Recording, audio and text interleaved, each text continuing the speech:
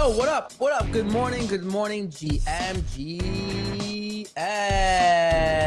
Friday.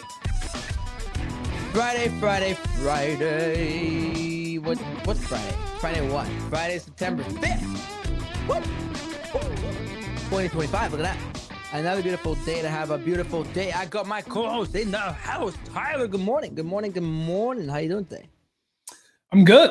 It's Friday. No one in the U.S. is able to get a job, and apparently that's good for our magic internet Super money. bullish. So our coins are green. And you, my friend, have a big birthday this weekend, which typically bottoms markets. So I'm also excited about that. Something corn moon. So you posted about it this morning. Listen, we're already getting a tease of it. I'm telling you, my birthday seems to be a big bop. I still remember last year, same thing. You know, I was like, it's my birthday. Bitcoin was 44K. Everybody was saying that it's going back to 12, by the way, like literally, or like the teens, and it ended up going to like 70K in a straight line. So, you know, not bad. So what's the fractal if we map out that price action to current levels? Oh, we're really gonna do that. I like that. Okay, let's even before we even go into that. Let's just go into that. Like before anything, and before calling out the names of our sponsors or anything, I like that. I like when we start to show bullish like that. You know what I mean? So if we go into okay, so let me refresh here my trading view. All right. So if you go to last year, 2024, it was here. It's right there. See how look, I'm not kidding about the bottom, dude. You guys think I'm memeing? It's this. Look, 7th. Literally September 7th is this day here. Right there. Okay, maybe you could argue this one here, August 5th. But there was no, actually that was a true bottom because then we're up only. So literally, September 6th, Friday was the 7th because I was in Europe. It was midnight. We're lit and it happened. So look at my birthday last year. Then we ran a straight line, literally, Tyler, to 108. In 2 months, basically, or 3 months? So 108 top was December 17th. So it's 2 months and 10 days. And what was the bottom? I can't see it on the chart. It was. Can you see? Can I see my screen? It's too small. Oh, it's too small. It's 50. It was like. Was this 50K? Yeah, it was. Sorry. Jesus Christ. It was 49K.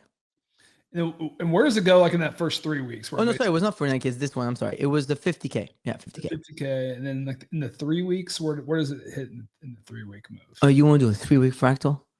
So 3 weeks would make the end 1st of October. Well, it went all the way up to 65K.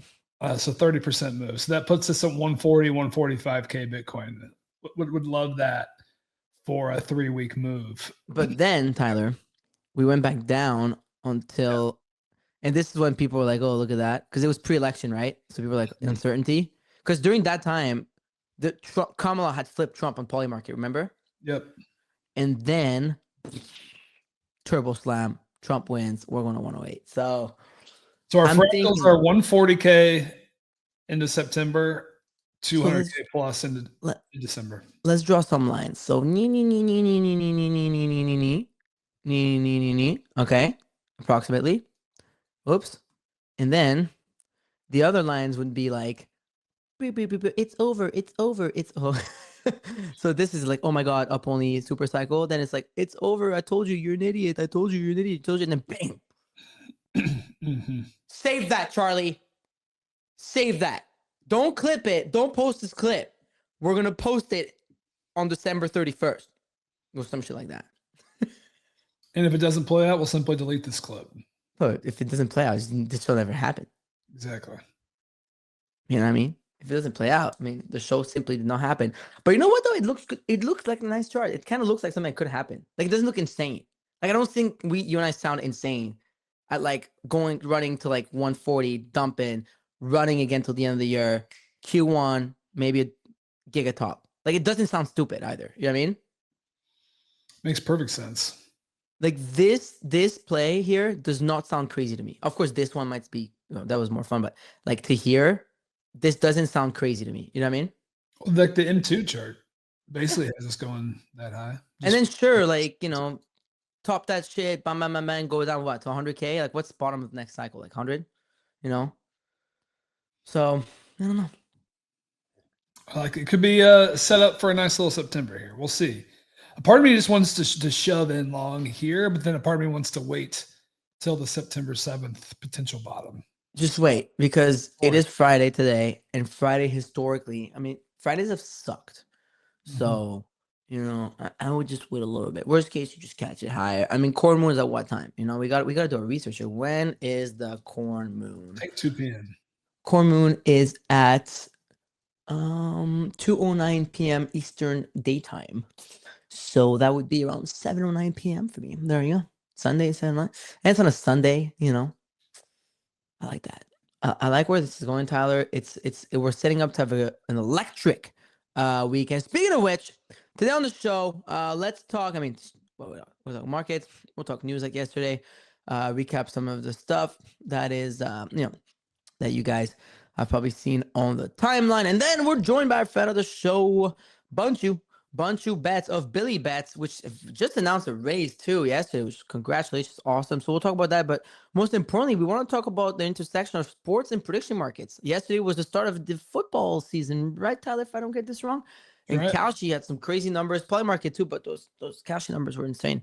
So I definitely want to talk about the intersection of that. And guess what? Well, since there is some sports prediction markets on MYRIAD, we'll take Bunchu through MYRIAD and make some predictions, and maybe you guys can tell him or not. But you know, he's pretty sharp, so we'll do all of that. And then, of course, 2 winners of the YEET giveaway today. One of them is already we selected. It was the winner from last Friday, Tyler. Was it Friday that we rugged them? Anyways, we mistakenly rugged them. We take ownership of that. And as you've been following the show for the last 2 years, we always make up for those mistakes, because he was on the show, but it was lagging, and then we just skipped him. So he's going to win. I forget his username. Maybe Charlie refresh my memory in the chat. And then, but hang tight. You know, you're all subscribers now, times to AI Rev, who gifted 300 subs. So that's pretty much subs for everyone here. We will have 1 subscriber picked as well to win. It is Farcoin Friday, so we'll play some coin race on yeet.com. And then last but not least, this show is powered by Wallet Connect. Wallet Connect is the connectivity network shaping the future of on-chain UX. If you've connected to Web3 app, you've seen Wallet Connect. That blue logo, it's everywhere. An icon of trust in crypto, as recognizable as Visa at checkout. Want to learn more? Follow Wallet Connect on X and Telegram to stay ahead of what's next. And also Kraken Pro. You get full control. With Kraken Pro, you get full control over your layout. Drag and drop any module. Customize it all. It's clean. It's smooth. Like my... You know, like my skin after I got a full shave. Look at that. It's clean, huh? And built for real traders. If you trade crypto, check out pro.kraken.com. Trade without trade-offs. Tyler, let's go straight to you. For daily NFT and crypto analysis. Tyler D on FOMO hour calls the kids can't miss. Yeah, folks, crypto majors are green, but on a roller coaster right now. So there was a jobs report that came out this morning, well under expectations. 75,000 jobs expected for non-farm payrolls, came in at 22,000. And there were also several revisions that revised prior month numbers down. So it was a bad jobs report. This has since sent the odds of September rate cuts soaring. I'm seeing 12% chance now at 2 cuts of 50 bips. Cut now 12%. That was not even on the board for a good chunk of the last several weeks. Odds of 1 cut at 88%. So basically, a cut isn't guaranteed. It's just a question of 1 cut or 2 cuts. The market has liked it. Stocks are green and back at new all-time highs. Bitcoin hit 113K on the back of this, but is also retracing right now. So a bit of volatility. Going through the day's headlines here, Bitcoin ETFs actually did see outflows yesterday, about 220 million. ETH also saw outflows around the 170 million mark. So we'll see how today's numbers look. The SEC has come out with a very pro-crypto agenda, unveiling a set of rulemakings to come here in the near future as they continue to ease pressure on crypto and set up a regulatory framework. Stripe and Paradigm revealed their Tempo blockchain live in testnet. It is a stablecoin-focused blockchain, very focused on payments. Major partners including Visa, OpenAI, Shopify, and more. Kraken, we talked about this yesterday, but we'll hit them again. Kraken announced a buyout of Breakout, plan to integrate that trader-native platform into their Kraken Pro product. World Liberty 5, this was a big one. A lot of major reactions on the timeline. They blacklisted Justin Sun and all of his tokens. He had 600 million unlocked tokens. They cited activity concerns that broke their rules. So perhaps this was warranted. Justin has pushed back and said he didn't do anything wrong. So, But then did you see what just happened 30 minutes ago? no. We got, sorry to cut you there, but this is like news. Like I just saw this. Justin Sun committed to buying $10 million worth of alts and $10 million worth of Wlfi half an hour ago. You can't make this up. If it gets unlocked for this, then it's just like... Well, it's not even just that. It's like, how are you going to try and fuck the president and his kids? Like, that's crazy. Justin Sun may be the most goated scammer in history. Like, he won. Like, that's like... Trump still has like 3 years left, dude. That's ballsy. There's a lot to unpack from this one. I'm sure. Let's get through the report and then we'll come back to it. Rounding this out, this was a funny headline, depending on what side of the fence you're on. Gary Gensler's text messages from October 2022 to September 23 have been lost, according to a recent audit within the SEC. So just an absurd headline. If you remember, October 2022 is just a month before the FTX collapse. So I want to add to that. Deleted. Corporate treasury news. Crypto treasury stocks were down yesterday after a big headline out of the Nasdaq. They're going to increase their scrutiny on crypto purchases, though those stocks have largely rebounded here this morning. Public firms now hold over 1 million Bitcoin. That's $130 billion worth, led by Strategy, which holds 636,000. And then that American Bitcoin stock did fall below its IPO price yesterday. I have not seen it here yet this morning. In token airdrop and protocol news, Pump Fund, man, another $12 million in buybacks, representing 98% of last week's revenue. It hit 4.6 billion. FTV this morning, it is on a clear uptrend. Hyperliquid, some breaking news before the show, they're adding their own stablecoin. So that will be an interesting one to watch. Arbitrum is launching Drip as a new $40 million DeFi incentive program. Fireblocks also throwing their hat in. They're launching a stablecoin payments network. And then MYRIAD.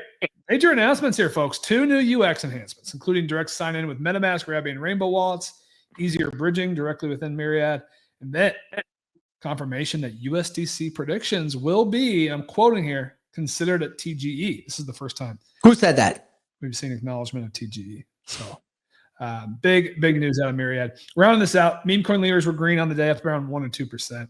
Neat, Biddy, Spark were top movers. That cards token, we had the founder on yesterday, hit new all-time highs again this morning. There's insatiable demand for that Pokemon cards token. And then in NFTs, Pudgy Penguins came out and announced that OpenSea will be their official home, along with the home of the Pingu token. So that was an interesting announcement as well. For what? Just the official home. What does that mean? It's their home. Oh, cool. There's a lot of questions around what it means and why they would even make this. Does it mean Luca bought OpenSea? I've had people ask me that specific question, and I don't know the answer to that. I mean, these penguins are tradable across any NFT chain, right? NFT They're still tradable on Blur, so it's a very no one knows what it means, but it is provocative. Banger. And the thing about Luca is he doesn't really do things like he doesn't do random things. Like he does. He's a very purposeful person. Oh no, he does nothing randomly. Yeah. That I've learned. I know my boy. I just had a call with him last week actually. They're cooking. Get him on the show. It's been a while. It's been a while, right? Yeah, let's get him on. They're we're on Abstract, so I catch up with him quite a bit, and fuck, we're about to cook so hard. And so are they. So Tyler, let's take it back a couple notches. I want to talk about this Wlfi thing, but first, I think the chances of Gensler having his texts mistakenly deleted are about the same chances of Epstein having killed himself. So why don't we talk about that for a second? So you're telling me that conveniently the text messages from Gary Gensler the month leading up to the collapse of his protege, his little baby, aka Sam Bankman-Fried. So you're telling me that these texts have all disappeared? That is the story. So Gary's text messages from October 18th, 2022 to September 6th, 2023 are now lost. Oh, Apparently, they were blaming a 45-day wipe policy and then some issues he was having with his SEC-issued phone, which he then brought into their office for someone to take a look at. And then the person looking at it ended up doing a reset of the phone in a very rushed fashion, which led to a permanent deletion. That's the official report out of the SEC. So they've done an audit now to look at this. It's one of those things we're never going to find out the true story here, but the time frame of this is very relevant. So again, November 2022 is when the FTX collapse happened, and then this period between late 2022 and mid to late 2023 was also the high point of Operation Choke Point 2.0, where the SEC and others were going after banks and effectively trying to debank everyone in crypto. We'll never know how deep Gary Gensler was involved, at least from a text message standpoint. I mean, he was overseeing the SEC, so we know that. But just, I don't know, just corruption. We just don't hate this previous administration's leadership enough. Is what's coming out in the past couple of years. Yeah, that's an interesting one. Well, that's a bummer. I actually lost my ledger on the boating accident, so I won't be able to pay my taxes this year. You know, it's a bummer. I'm still hoping that we're not going to have, none of us are going to have to pay taxes. We're going to get tax-free crypto. We still have 4 months left. Doesn't feel out of the realm of possibilities, if I'm being honest. Is there a market for that? The headlines. I mean, what if the Trump family is set to make so much money on crypto? Why are they going to pay taxes on that? Why? Let's just make it tax-free. Why not? Oh, yeah. Speaking of Trump's, the World Liberty Fi story, arguably the biggest story of the day, certainly had the timeline buzzing. So they came out. So first, World Liberty Fi was just nuking yesterday morning. Like it fell something like 30%. Yeah. To new local lows. I think it hit like 16 billion FTEs, so down from 45, so down a full 60%. And then they came out with the announcement that they blacklisted Justin Sun's wallets after he had moved $9 million in World Liberty Fi tokens. He came out and said that, hey, like these were for test purposes. I didn't really do any selling. He tried to justify his actions. On the flip side, I've seen the terms and conditions of the World Liberty Fi, like pre-sale, and that they did have rules explicitly against this type of thing. So on one side, I think you hate, from a decentralization standpoint, you hate seeing blacklisting at all. It's just such a messy thing in decentralized finance. But I guess the way this token is specifically set up, it's not decentralized. It is a centralized token. I mean, it's in the terms and services, right? Yeah. And conditions. So Interesting. I guess perhaps they can make the argument that this was justified. Yeah, that's hilarious. Okay. That's funny. I mean, dude, he really is the GOAT of that. Like it. And I don't know how real this scheme is. Oh, look at that. You're blocked from Justin Sun? Yeah, I'm blocked since years. Oh wow. I talked shit at him back or some shit, and then he didn't like it. He was throwing a fit. Apparently, he was running this like. I mean, this is like a literal like Ponzi. So he set up some 20% APY. They're saying. Dude, I saw that on Huobi or his exchange. Yeah, on his exchange. That was going to enable him to effectively borrow tokens from his market participants that he could. There it is. So trade while his are locked up. So Justin Sun allegedly borrowed Huobi users' Wlfi tokens at 20% APR so that he can sell and exit his vest 80% of the pre-sale bag ASAP at elevated valuation. Diabolical work. Alameda would be so proud. So, like, I haven't done the sleuthing to really dig into that, but that is the speculation. And then, yeah, I guess the more news this morning is he's offering to buy another 10 million to get himself unblocked. And if that happens, then we're just like, that's a bad outcome here, I think. Just bribery, pure bribery. Man, Justin Sun, dude. What a character. That was something. The timeline never disappoints, huh? Does not disappoint. There's always something going on. This is messy. Like everyone's been kind of raising the red flags around the Trump family getting deeper and deeper. Like this type of stuff is quite messy. Like Yeah, I mean, we obviously don't like these headlines. Can we just go smooth for a little while? It would be nice, right? Can we just go up only? Like meaning like everything, like the alt, everything. Just go up. Like, can we just get another period of euphoria? This time I'll take profits. I mean, Bitcoin's falling off a cliff here. I don't know what's going on. We're down 2%. It's over. Oh, stocks fell over too. It's over. But they got us in that first 30-minute fake out. Classic fake out, bro. We went to what, 113.4? Yeah, 113.4, which is basically the line. The line. Yeah, the new range. I got our new lines. We got a new range here. They've been pretty respected actually so far. See this range here. We thought we maybe breaking out this morning, but nope, fake out. Not today, brother. Not today. Another fake out. Solana's so strong, dude. But Solana's just having so much trouble breaking 210. Bitcoin's outperforming on the week still at these numbers. Wow. It's up 2.5%, ETH's up 1%, Sol's down 2%. Interesting. So since last Friday. It also just goes to show like what a sideways week this has been. So again, we're just setting up the final shakeout ahead of the September 7th breakout. That's it. Everybody buckle up because the corn moon, how poetic is this term, corn moon? It's also a blood moon, and it is going to be washed in the blood of the bears. Last blood moon was insane. But anyways, I see a bunch of this too, so we'll go to you in a few minutes. But first, I thought the Tempo blockchain news was huge. That was a big one indeed.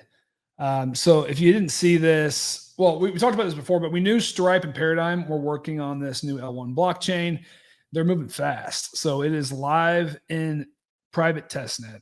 Again, it's called Tempo. This is a blockchain meant for payments. So it is a payment-focused blockchain focused on stable coins. They're targeting 100,000 TPS, EVM compatibility, and again, a focus on stable coins. They have a heavy-hitting roster of early design partners, including Visa, Deutsche Bank, Shopify, OpenAI, Revolut, and more. So they have a heavy-hitting team behind this and heavy-hitting partners. So there's some big names tied into this one. And it's a reminder of why payments make more sense on chain. So for a typical $100 item, if you pay with a credit card, the credit card fee is around $3.20. So a little over 3%. If purchased via stable coins, it's closer to 50 cents or less. So half a percent or less. So that's a massive spread. And that is the opportunity that these payment giants see on chain. And I think everyone knew that eventually they were coming on chain. There's probably a question of would they use existing blockchain infrastructure or go build their own? And now we have the answer to that question. A lot of these giants are going to be building their own. Some will be more successful than others. I think if I was going to bet on a private team to have some success, the Stripe team is probably one that I would bet on.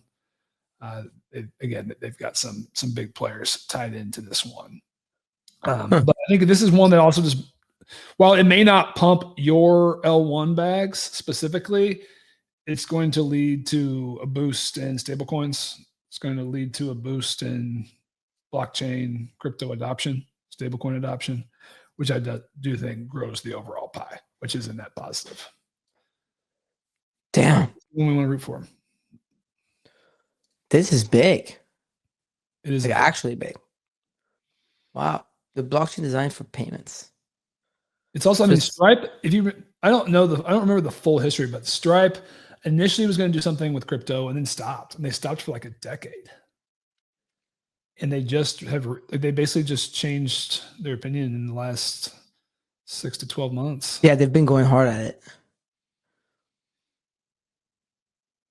And they're some of the best in the world. So, dude, that's crazy. They've got some big names, huh? The biggest. effectively. So yeah, this will be a big blockchain. Wow. Wow. I don't All know. right. I don't really know that it necessarily like if it hurts the ETH bull case. It feels like more of a neutral. Does it? I don't think so, right? Yeah, it's neutral. You can maybe I like the use it in website. the bullish case, but Yeah, I saw some comments. What else? I mean, that was really the big one. Yeah, that was it. Punks are grinding up, and then Myriad news. Yeah, I mean, let's go through that, and then let's talk with Bunchu. So yesterday we pushed out some. It's really like long time coming, right? And I'll reshare them to the top of my page for the people that didn't get to catch them. But basically, you're not going to be able to use Myriad without necessarily having an HW. So obviously, like this doesn't change anything with regards to the HW, etc. We're working on ways so that you can still get your abstract XP, because like you kind of have to use USDC on HW to have that. But yeah, you can now, predict on Myriad just directly with MetaMask, Rabbi Wallet, Rainbow, and a few others that are EVM. No Phantom, because Phantom doesn't support abstract yet. But the second they do, obviously, like you'll be able to use Phantom. And then also we have native bridging, so which is awesome. Like within the platform itself, you'll be able to bridge from any cryptocurrency. Just like let's any bridge that you've ever used, like any currency you have across any blockchains, you'll be able to bridge natively within Myriad without having to leave Myriad, which obviously is really important to us, Tyler. And then last line, can't believe my boss let me talk about that. but all USDC predictions across the Myriad protocol will be considered at TG. And why we have to put protocol here? Because the Myriad protocol is not just the abstract one, it's Linea and upcoming chains. Perhaps there's couple more in the works or not. We'll see. But you guys should check it out in general. Like the Myriad protocol website, it's nice. Like you have everything there. You can really understand our ecosystem better. But yeah, you should definitely start using Myriad if you haven't yet. You're not late at all. Don't worry. You're actually early. So anyway, anything, right? Wallet Connect, Coinbase Wallet, like everything. And then you can like bridge nearly within Myriad. So yeah, Tyler, I think it's important. It's like kind of been like I would say it's kind of been a roadblock for us at the company, within, because our goal is to keep people on the platform. Our goal is for people to be able to predict no matter what they're using. And now you're able to do. Actually, it's my first time doing it. This is nice. Can you see my screen? I don't think you can, eh? No. What am I sharing? Hold on. It's actually super clean. Look at that. Wow. Hold on. Why am I so? I'm slow, dude. Hold on. Share screen. No, it's not me the problem. I can't share screen anymore. It's not. Hold on. Well, I want to share my screen when Bunchu comes. That's for sure. But let's go to Bunchu. Yeah, and then while you talk to him, I'll refresh my StreamYard, go in and out, and then I'll come back. But anyways, Bunchu, good morning. How you doing? GM, can you guys hear me all right? Yeah. Oh, we definitely can. Loud and clear. Let me, if you want, you obviously don't have to, but let me send you an invite on the spaces. I got it. There you go. Where you're on the show. I'll repost the space to say that you have joined us. Bunchu, what's up, man? How you doing? Not much. Very excited to be here talking prediction markets and AI and all of this fun stuff. Loving what Myriad's been up to. I've been getting to chat with Locks and Yeah, I heard. there, and it's just gonna be super cool. So I'm excited to chat with you guys today. Thanks for having me. You've been talking to Locks, huh? Do we have things coming up together? I think we might. Yeah. We can talk about some of that stuff too. Hell yeah. What we're cooking at Billy and just prediction markets in general. I think, when you guys had me on back in March, gosh, right? I think it was like March Madness was literally about to start the day prior, and just the evolution of what we've seen in the prediction market space from then to now is just like so crazy. It's night and day. Like for us at Billy, it's always been our thesis around like these exchanges and prediction markets and things like that. And when we started in January, like the options weren't there, right? It was like Polymarket, and the options on Polymarket for sports were like money lines on, NBA and some major sports. And now the landscape has totally changed, and it's really exciting to see. 100%. I love that. Well, look, Tyler probably has some cues for you. Be right back. Let me refresh my StreamYard, guys, just because it looks like I'm bugging a little bit, but I'll be back in 2 seconds.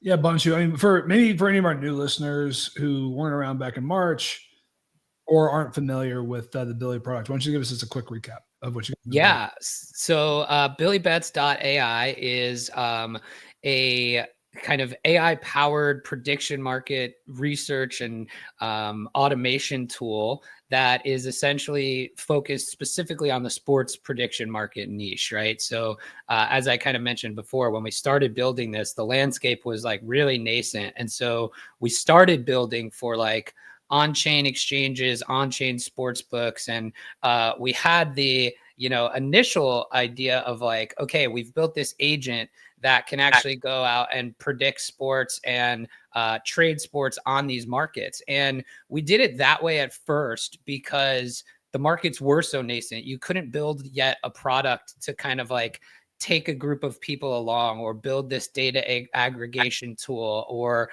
really this kind of really powerful research tool with all these markets. And so kind of how we've evolved from then to now is like, it was all used to be about like Billy betting his own wallet and how he would perform. And now with all these new markets, we can really build this kind of like AI powered prediction, automation, research platform that really focuses, I would say, on like two main things.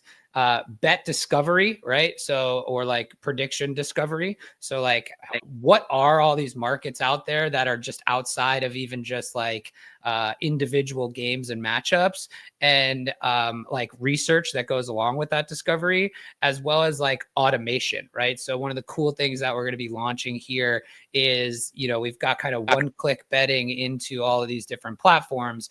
And coming up this football season, we're actually going to be launching the beta later today, is like the ability to do automated betting strategies, right? Because these exchanges and prediction markets allow you to do this like permissionless, integrations, right? With their APIs and on chain and things like that. So soon you're going to be able to kind of come to our platform, say, hey, I want to bet. I want to set up a strategy for NFL with a Billy confidence score of over 350. I want to only bet games within this price band. And if my position's in profit, I want to sell it if it's in profit over like, let's say 10%. So you're going to be able to do some really cool automated stuff with the platform coming up here too. That sounds awesome. I want to get more into that, but before we do, maybe just stepping back a second, like, of course, you were building, preparing for this, but were you surprised at this explosion in sports betting on prediction markets? Because I'll be honest, like I saw it start to happen in March, and I thought it was all bullshit. I thought it was just farmers trying to grind volume, and I thought the prediction markets had no shot to displace like the DraftKings, FanDuels, the sports betting powerhouses in the world, and like, it's flipped. And I can't argue with what's been happening. Like what Kalshi had has already done 150 million plus in college football volume in a week. Yeah, what did it do last night? 20 something million on 28 million on Kalshi crazy. alone. Insane. Yeah. So the volume. I agree with Tyler, by the way. Like when we were first starting MYRIAD, like we didn't want to offer sports because also we didn't want to operate in that gray area within the United States of being a sports book. So you have that as well, right? Which is like super illegal. And they're like, yo, all the big, like the Nevada gaming started suing Kalshi and shit, and like all these people, right? Bigger pockets. And then everyone was telling me, like, you're never going to be able to compete with, well, here in Europe, it's like Bet365 and Betway and Betano. And then in America, obviously, like MGM, right? The Giants. And like, and if they want, they'll take you down, blah, blah. And turns out, like, they're now looking out to acquire prediction markets. So it's like the script is completely flipped here. Yeah. And the underdog news this week. The underdog and crypto.com as well. Yeah. It's like, everybody is chasing this game. I think, for us, my thesis was always that it was going to take market share because I've kind of lived it. Right. So, I've been a sports bettor for as long as I can remember. And unfortunately, in my early days, I was a losing sports bettor. But at some point, you kind of understand how to win. And what happens when you understand how to win is that you find yourself playing at your DraftKings, your FanDuels, your Caesars, your MGM, and they don't want winning bettors, right? So what happens to you as a user, if you are a winning bettor, you get limited and banned essentially at these places. Like banned in the sense of like, I couldn't at Bet365, if you have a pulse, you are limited to like $1 a bet, right? So this was happening to me in New Jersey. And so it forced me to have to use these exchanges and kind of these different types of markets to actually like get my volume down, right? And so I've kind of seen it happen to myself, right? And so the thesis was always that kind of like these exchanges are better user experiences as well in terms of like pricing, right? For a user, right? Like your DraftKings and your FanDuel, they make money on high hold markets, right? Like, you know, it's crazy. I saw Polymarket put out and Kalshi put out like their first parlays last night on the football game. Oh, did they? Polymarket has a parlay out there that's like Bills, Chiefs, Eagles money line, and it's like, okay, they've grouped them all, and you can kind of bet yes and no on both sides of it. You can't do that on a DraftKings, right? Like there's only the yes side, and those markets are like usually typically higher hold. They hold almost 20% plus on these parlays, and so the idea that like, oh, well, if you could get a bet down with higher volume in a market that is almost no hold, right? Or like 1 cent spread, you're basically betting at fair odds. It's a much better kind of experience for a user in terms of like 98% of bettors lose long term, right? But if your long-term ROI is minus 6% and that goes down to minus 1%, you have extended the length of your bankroll by a long time, right? So like you're going to have more fun betting. You're going to lose less over time if you are a losing bettor. And you also have the opportunity to just get more down if you're a winning bettor. And that's just like on the games market. And then I think what we're seeing on like prediction markets specifically that is unique is all of these other kind of more unique event type of markets or futures type of markets that just present a different experience for a sports fan or just like a sports trader, right? Like a prediction market, futures market is such a better experience to trade than it is on a sports book. One, again, you can get close to you get fair odds at any time on your position. So like let's use one that I like to trade. I'm trading the college football championship market right now, and so like you buy a bunch of teams and you buy them like you're buying shares in a stock, right? On a sports book, you can't. You just buy 10-1 for Penn State to win the national championship. And if Penn State starts to do well this season, you gain some sort of equity in that. But the cash out option is always negative EV, and you have to exit your entire position.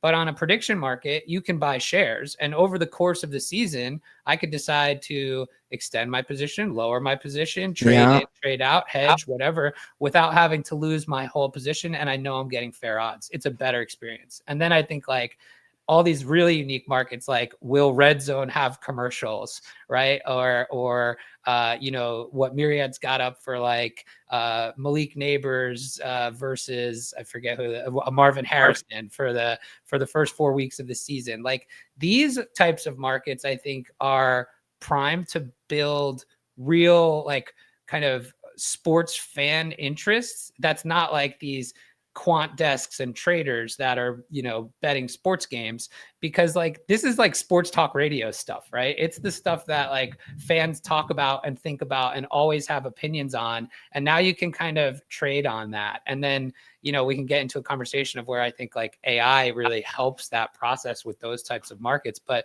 yeah, I think like that's the real big picture of like why prediction markets versus sports books. And, you know, it's a really interesting conversation because like the games markets obviously are driving the most volume right now. But I think over time, you'll start to see as like you get this discovery of new markets, like most people just don't even know they're there yet, right? And you'll see more activity and action in those markets as it continues to mature as well. I mean, you outlined a ton of reasons why this is exciting. And another one is this is the first chance you had to play house, right? So you can totally the no side. You can take the no side Absolutely. on that parlay. Like, for example, I didn't see the specific market, but I'm seeing other futures markets where you can take the opposite side, which is something you can't do. Yeah, you can take the no side of that poly market parlay. And actually, if you look at like what the exact fair odds should be, right? You do a little bit of math. There's probably 3 cents of value. I was looking at it this morning on betting the no side versus the yes side, right? So like, you know, there's a lot of really interesting opportunities. And obviously the no side is much more higher probability to hit than the yes side. And so like it just presents new and different opportunities. The idea of exchanges is not new, right? Like Betfair's been around forever for sports exchanges. You've had Novig do really well in the US. You've had Sport Trade, things like that. But I think like from just an overall type of different kinds of contracts and the way you can trade these markets, it's new for most people, right? Like, and that's what's exciting. So let's talk AI. So where does AI fit in? What is the opportunity that you're going after here? Yeah, I think there's really 2 things that we're trying to do with, actually maybe 3 with the AI component, right? So the first thing I mentioned was like bet discovery. And so all of these markets are kind of structured differently. They are named oddly. There's no like, you know, formal, there's no continuity between like a yes/no market on Polymarket versus Kalshi versus how a MYRIAD might present the market. And so to aggregate all of those markets into one place so you can compare either prices or opportunities or things like that, it's actually a perfect job for AI, right? Because you can throw a bunch of this unstructured data into a reasoning model and it'll actually help you sort and make sense of all these markets that are out there, right? So that's one. But then there's also what we're doing with like the Billy conviction score algorithm, right? So this is kind of like more of guiding people towards maybe a specific bet or market that might be interesting, whether that's the side of a game or that's a, you know, market you may like think like Netflix recommendation, right? Like because you've bet on X, Y, and Z, you might be interested in this market. And so like we're building that Billy conviction score, which is really kind of an interesting exercise, right? This is I think a very uniquely blockchain thing that we do with AI, which is like all of these markets are open and permissionless. Kalshi is not on chain, but there's a lot of on chain exchanges and sports books like Polymarket, SXBet, Overtime Markets.xyz. And that means that all that data is kind of like open to use and scrape and kind of build algorithms and models off of. So we're using a ton of on-chain data, collecting a bunch of like millions of past bets, profiling wallets, all of this kind of stuff, using liquidity, using real-time odds moves. And then we've built kind of like this deep research engine on top of that to really build that Billy conviction score. And that attempts to like put you on the right side of a game or help you kind of discover where there might be an opportunity. And then I think the third thing is the automation piece. So like this is something that just has never been able to exist before in a sports arena, right? Like you can't auto bet into a DraftKings or a FanDuel. You can't route to best price from a combination of 3 different markets. Like, you know, the closest thing to that now would be an odds jam, right? Where they present you all the different markets that are like an odds screen. You click it and the best they can get you to is like a filled out bet slip on DraftKings, but they can't execute for you. It'll never route to best price. So you can think of like this third piece as the automated strategies, as well as like eventually the vision think is like Uniswap for sports betting, right? Where it's like, okay, I know I want to bet Illinois and Duke this weekend. I can see the price of, like as a bettor, I don't care where. I just want to know that I'm getting the best price for the side that I want, right? And I'm just clicking that, and we're using the AI to kind of route you to those different places. Because like when you swap a token, you don't care where it goes. You just care that you get the best price. So those are kind of all the unique things that we're doing with the AI. And then I think like we can get into an interesting story and discussion just about like where I think AI can actually help solve the liquidity piece of this and the pricing piece of these unique markets that are kind of like low liquidity now, that I think will really get enhanced in the future. So the bull cases you just walked us through, or like where Yeah. AI fits in: data analytics, discoverability, arbitrage, and automation. I mean, it's a pretty clear bull case. And now this market is already hundreds of millions, so it's probably going to get into the billions here shortly. I see why Coinbase Ventures wanted to buy in. And again, so congrats on that raise, by the way. But yeah, let's go to your next level. So how does AI solve the liquidity issue? Yeah, this is interesting. So if you want, I brought my screen up. I could just try to show you the. Hell yeah. Hold on. Let me let you in. Let's see what you got. So like, this is what we're going to be launching today, tomorrow, over the course of the weekend. So like you can see here, you've got like Illinois Duke. You can see the Kalshi pricing. You get, hold on. Let's see if I can. So yeah, just zoom your screen. There you go. That's better. And by the way, for the people on Twitter Spaces, we're live on kick.com/Degenz live with a Z. And I've also pinned it to the top of the Twitter Spaces. We got Bunchu on stream with us, and honestly, just much better experience. So here, take us through this AI here. Yeah, so here you're looking at like the Illinois Duke game. You can see the Kalshi prices. You can see Polymarket. You can see a nice space here for MYRIAD in the next week or two. That'll come here, and you'll be able to see prices across all three of these markets. And what's interesting, right, is if you're looking at MYRIAD right now, you notice like Kalshi and Polymarket have the exact same prices for this game. MYRIAD's priced a little differently, which would give you an opportunity to potentially arbitrage or get a positive expected value bet, right? So MYRIAD's priced at 61.39. So that's interesting, right? So just right there, like you can now see prices across all three.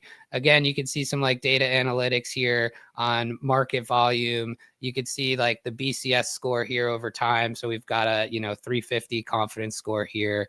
And then what the other cool thing is, we have these data feeds now from Kalshi too, of like you can see all trades over $5,000. We have this as, so you could see like price charts, volume over time. You could see price movement over time. So you could see like a lot of different ways to get you educated on a specific bet. But then I think one of the coolest things that we're doing here is like this automation piece. So starting later today, you'll be able to come in here and you'll be able to, create a strategy. We're starting with NFL, college football, tennis, baseball. You'll be able to say, all right, I want to bet NFL games with only, super high conviction scores. I want to bet them no more than 4 hours before the game. I want to set a price range of 40 cents to 70 cents. So I don't want to take like insane favorites or like crazy wild underdogs. I want to set a, $5 bet size. I don't want to spend more than $20 a day. If I'm in profit by 50%, sell my position. And then you can kind of like rank your strategies here. So you can see kind of like where this automation piece can go. And this is just like the very MVP of it. Where this evolves is like, I only want to bet home underdogs, or anytime a team that's favored pregame goes down a touchdown, I want to bet on that side, right? Like, and again, you can see kind of how the AI fits into all of that on the back end to kind of analyze all those things in real time and execute for you across all these different platforms, et cetera. So that's kind of where we're going with this. But to your other point of where AI solves liquidity, I had this crazy experience the other day. I can stop sharing here, but I had this crazy experience the other day. There's a market out on Kalshi that was they're really fun. Like, again, these sports radio type of conversations. Who's going to start week 1 for the Indianapolis Colts? And it had Anthony Richardson priced at 77 cents and Daniel Jones priced at 30 cents. And I created this prompt with Billy and to go research the market and kind of price it out for me. And I was like, because I listened to a lot of fantasy football content, a lot of football content, and everything was like, Anthony Richardson's going to start. Anthony Richardson's going to start. So the price reflected that out in the market.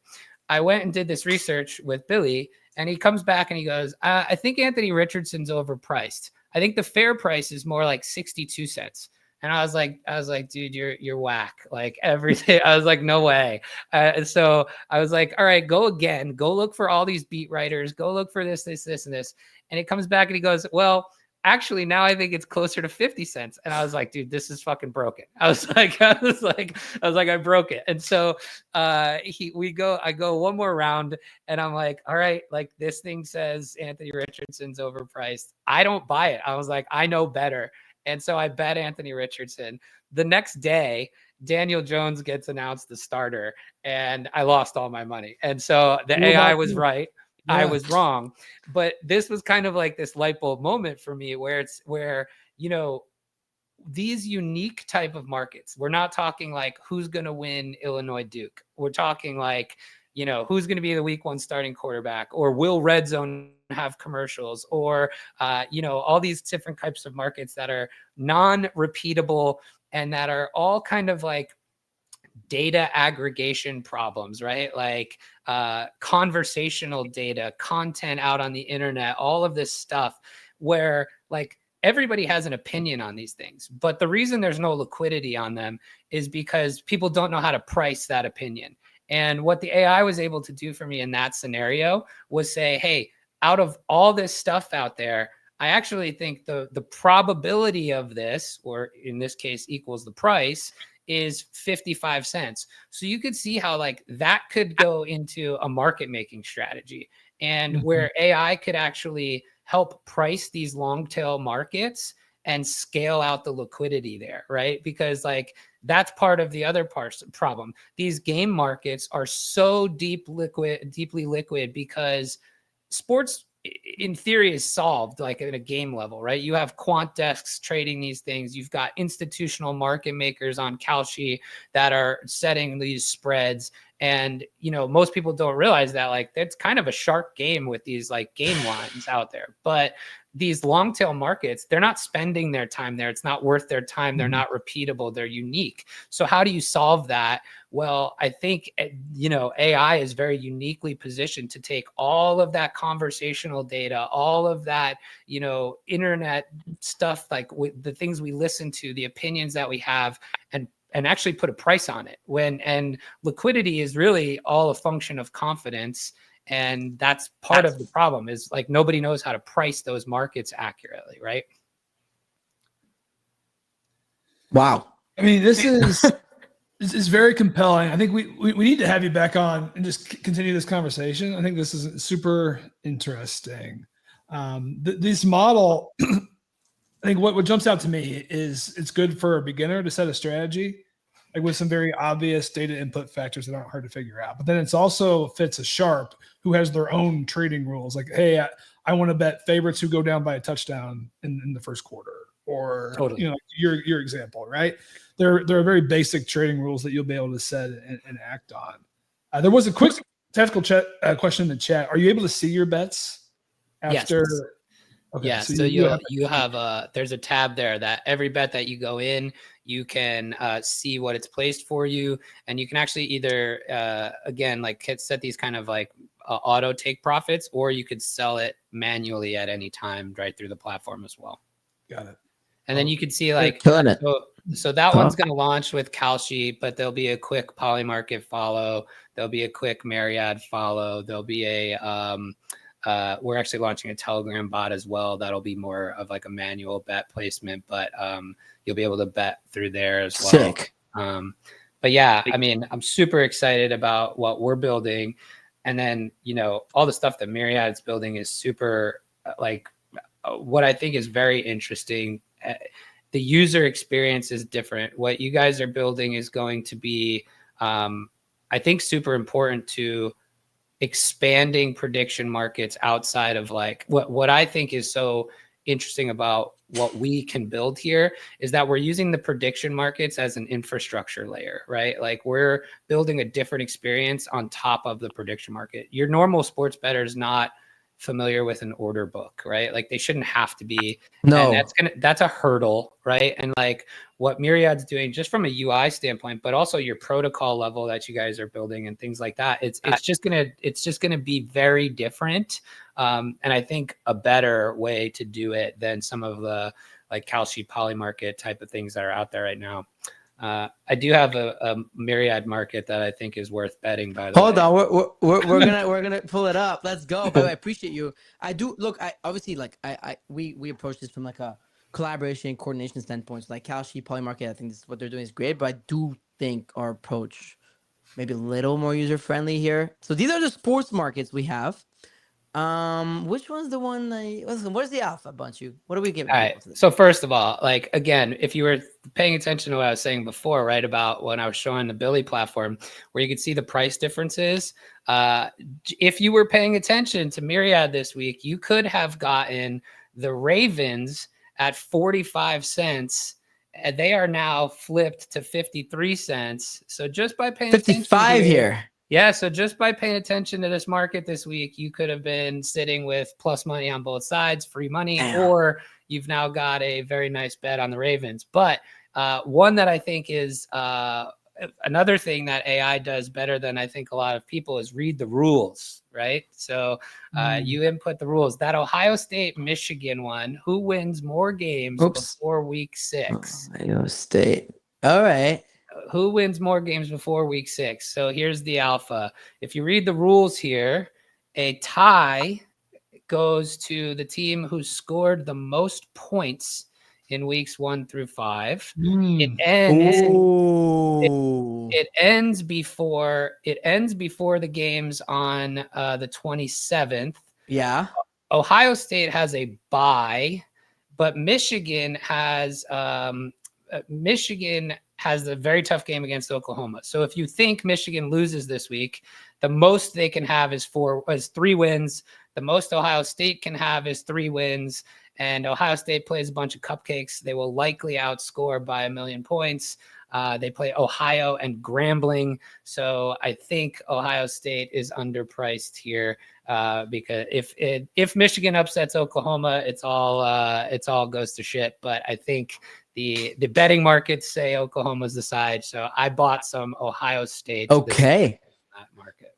Okay. So there's 2 of them. Any other ones that you see on here that you like? Well, I just like all these head-to-head ones. They're very cool, right? Like the Malik Neighbors, Marvin Harrison is super interesting. More receiving. This is like the really cool stuff that is, I keep kind of referring to it as like the sports talk radio. But if you're a DFS person or a fantasy football person, and you're spending time doing, projections and things like, or looking at projections anyway, these markets are really interesting to trade, and you can put a price on them pretty easily. So, and I think they'll be fun to like fluctuate over the course of, a 4-week span like that. What I think is really cool is the different settlement times that are in some of these markets as well. Yeah. 4 weeks is really fun. You could end up with plus money positions on both sides between 2 weeks if you right away are paying attention. And it's very cool. So yeah, I love what you guys are doing here. Appreciate that. Yeah, it's awesome. So check it out, y'all. Check out Billy Bets. They've got their AI. They're cooking. They're crushing it. Thanks, Bunchu, for coming again, dude. Love having you. Appreciate you guys. Thank you so much. Yeah, man. All right. That was good, dude. That was good. Good shout, Tyler. Yesterday I'm saying we should get Bunchu on. Shout out to Bunchu for always being down to come on. We do have some sick markets, huh? Shit is popping, Tyler. All right, Charlie. So the winner from last week that we rugged and that we have to fix for is Bino Glory. So Bino Glory, congratulations. You already made $500 and you're going to probably make some more money right now. And now, Charlie, are you meant to come on the show and pick from the sub? Is the Twitter picker? Oh, yeah, we fixed it. I told you guys we'll have a picker for subs. So it turns out if you were gifted a sub, you can't get in. It doesn't work. You have to buy your own sub to enter this one. And you know what, Tyler? I like that. I like that. AI Rev, he's crushing the pump trade. He's Oprah of our chat, giving everybody subs. But, some people buy the win, all right? And they got to go. So let's go.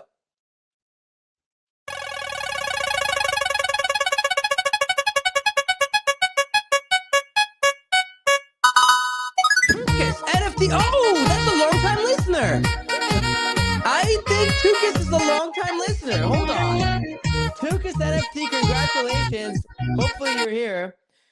I'm pretty sure the username Tukas NFT rings a bell for me. Tukas NFT. Yeah. He's got the Kaido PFP. Yeah, he's got us in his bio. He's got the REKT this thing going on, the REKT banner. I know Tukas. Tukas is one of yeah. It's one of the epic guys. There you go. I knew that I knew him. Tukas NFT and Bino Glory. So Tyler, here's where Bino Glory is here too. Look at that. Bino Glory is here. So Bino Glory, it's both of them are doing corn race. So I'm gonna switch over. I'm gonna switch over quickly to Chrome so that we can get the sound of coin race, and I'll be right back in 2 seconds. Does it work? Dude, StreamYard's on Chrome. Tyler is just the worst. Okay, let me try. So we're gonna do some Fartcoin Friday coin race here today. While we wait on Fro to get back, my God, these. Here you go. Oh, it worked! Look at that, Tyler. That's fast. Look at that, Tyler. That was quick. It hasn't been this quick, but you love to see it. Damn. All right. Well, so Bino Glory, pick anything between Bitcoin, Ethereum, Dogecoin, Solana, and Fartcoin, knowing that they go in order of what's the most riskier for you to lose or win. And then is the other person here, Tukas? And if he's not here, I mean, he's a sub. He won. So we'll just pick for him, Tyler. We don't see your screen for sharing yet. So he's going for Bitcoin. So Bitcoin, Fartcoin for Bino. Okay. Bino is going Bitcoin. And then Tukas, if you're here, feel free to pick. Oh, Tukas is in spaces. Hold on. Let me get him up. All right. Let me let Tukas up. But in the meantime, let's play for Bino. Let's play for Bino. We don't see you. There you are. Okay. You see me? Now we do. Okay. You guys can hear, right? No. Now we can. Damn. Eat it already. All right. Oh no, I'm on the wrong type of. Oh no, I should put USDT. Do I have time to play it? If not, I'm not gonna play it. It's too rushy. All right, no, we do not want Fart to win. We do not want Fart to win. We do not want we're praying for Fartcoin's downfall right now. Well, not our bags, but they're falling down. But the coin race. All right. Kick.com/Degenz live. And does it to us. Oh no. Don't do it to us. If you want a chance to win every week, every day of the week, we give money away. Oh wow, is Doge about to win this race? Oh wow. Wow, that's a 13x. We wouldn't have had that. So all right. So Bino, 36x? What the Mando, are you like it's winnable? That's winnable. All right. Let's see. Then Tukas, get ready. Start thinking what you want next, because the next race comes quick. What do you want, Tukas? Is next? You know what you want, Tukas. Go. Come on, Bino. So you're next. Glory. All right, let's go, Bino. Let's go. Let's see. Come on. Yeah, go. Oh no. All right, but Bitcoin's still alive. Oh, God, Mando pisses me off, man. No. We'll come back, kid. We'll come back. Oh, Solana won. Tukas, you still want Solana? You can. Yeah. All right. 50x for it. So sorry, Bino. I mean, Bino made $500. Tukas, congrats. You already made $500 no matter what happens now. He's got a 6x on Sol and a 50x on Fartcoin, Tyler. Let's go. Come on. Let's go. Come on, Tukas. Oh, yeah. Those just cooked. Those just got cooked. Come on. Please. Oh, come on. Yes! There we go. All right, we're live. We got 2 out of 3 horses. Come on. He's got 2 of the 3. No. That's a lot of. Oh, no. That was so good. That was so fucking good, dude. That was a fun ride. We'll get it. We will get it one of these days. Oh, well. We gave away $1,000. Tukas gets 500 and Bino Glory gets 500. To everybody else, we will see you all next week on Monday. Tyler, what do we think? Higher or lower on Monday? Because we're coming out of the corn moon. If it's not higher, then I don't know. If we're not pumping on Monday, I'll be worried about this corn moon. We got the corn moon, we got the blood moon. See, I told you already on the show. I said Fridays, be careful. Don't long your longs on Friday. You know, immediately had a big ass sell off. The belt for big moments. Okay. We should probably come up with a solution for the Built for Big Moments giveaway by Monday too. I'll tell the team. Sorry, guys. We'll get together on that. Team's been a little busy with the prediction market side of things. but we'll get back to y'all. Your free money is coming. Your free money is coming. So free money's coming. It'll be all right. But yeah, free money's coming. We're giving away $19,000. Fuck. That's coming. But we've been really busy. Anyways, see y'all Monday morning, 10 a.m. Eastern Standard Time for the episode of FOMO Hour on Rug Radio. Let's go.